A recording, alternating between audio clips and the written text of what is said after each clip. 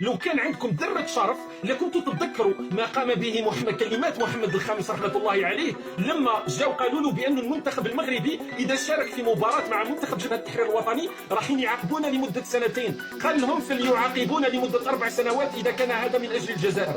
هذا الكلام تاع محمد الخامس رحمة الله عليه ملك المملكة المغربية وقت ما كنا تحت الاستعمار الفرنسي. القذارة دائما من النظام الجزائري، دائما من إعلام النظام الجزائري الذي يريد بطبيعة الحال هو عاجز على تلويث هذا الإنجاز، لأن العالم كله منبهر مما فعله المغرب ومما فعلته المملكة المغربية بمنتخبها وبهذا الإنجاز اللي راح نتكلموا عليه. غارقون في الرداءة، غارقون في القذارة، غارقون حتى في العنصرية التي رأيناها من الإعلام الجزائري ومن النظام الجزائري يعني في الأسابيع الأخيرة، يعني على كل الأصعدة مسحوا الأرض مرة أخرى بصورة الجزائر لأن فرحون كما يعني الشعب الجزائري فرح. كان من المفروض أنهم ينقلون أولا بطبيعة الحال الفرحة في شوارع الجزائر لنرى جزءا منها. يعني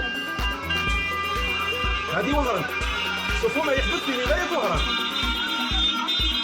يعني فرحة ما بعدها فرحة من الشعب الجزائري بالقمصان تاع المنتخب المغربي رأيناها يعني ولا أروع في الشوارع الجزائرية، وهذه عينا منها في المقاهي في الشوارع. الناس كلها فرحة بما حدث، الناس كلها يعني تحتفل إلا النظام الجزائري. ها واش راه يديروا. وفي خبر آخر غادر المنتخب الإسباني العاصمة القطرية الدوحة وذلك بعد لقائه الأكبر في الدوري السادس عشر من مونديال قطر، وكانت المباراة صعبة بالنسبة لهم بحيث وصل هذه نهار أقصيت إسبانيا، قالوا إسبانيا أقصيت دون ذكر المنتخب الذي أقصاها. اليوم التلفزيون العمومي وكالة الأنباء الجزائرية ولا واحد فيهم نقول هذا الإنجاز التاريخي اللي مش مرتبط فقط يا سيدي عندكم مشكل في المنطقة وغير ذلك، ماشي مرتبط فقط بالأخوة المغربية وغير ذلك، حدث عالمي اللي هو كأس العالم، العالم كله يتابع فيه إلا الإعلام تاع النظام الجزائري لا. ولكن وزيدوا شوفوا لماذا قلت لكم بأنه هادو غارقون في الرداءة يعني وغارقون في القذارة، لأنه حتى شوفوا اليوم هذا المدعو جمال بالماضي شوفوا واش راهم يديروا. مجلة الجيش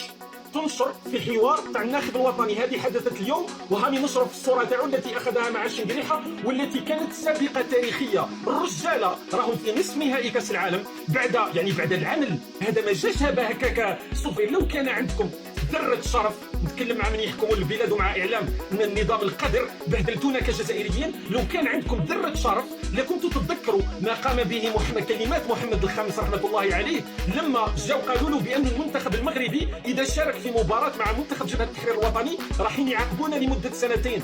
قال لهم فليعاقبون لمدة 4 سنوات إذا كان هذا من أجل الجزائر. هذا الكلام تاع محمد الخامس رحمة الله عليه ملك المملكة المغربية وقت ما كنا تحت الاستعمار الفرنسي. هل يعني لهذا الجزائريين لما يخرجوا، أنا الحاجة اللي تفرح أنه الشعب الجزائري مدرك لهذا.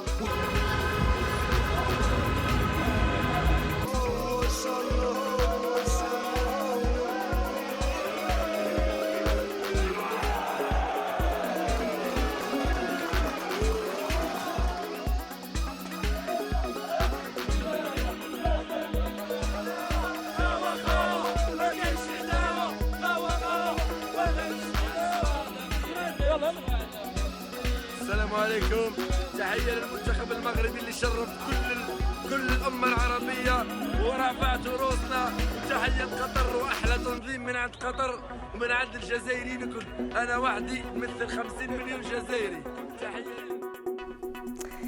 شوارع الجزائر شهدت احتفالات واسعة، ولكن ليس هذا فحسب، بل توجه المواطنون الجزائريون للحدود المغربية ليشاركوا جيرانهم فرحهم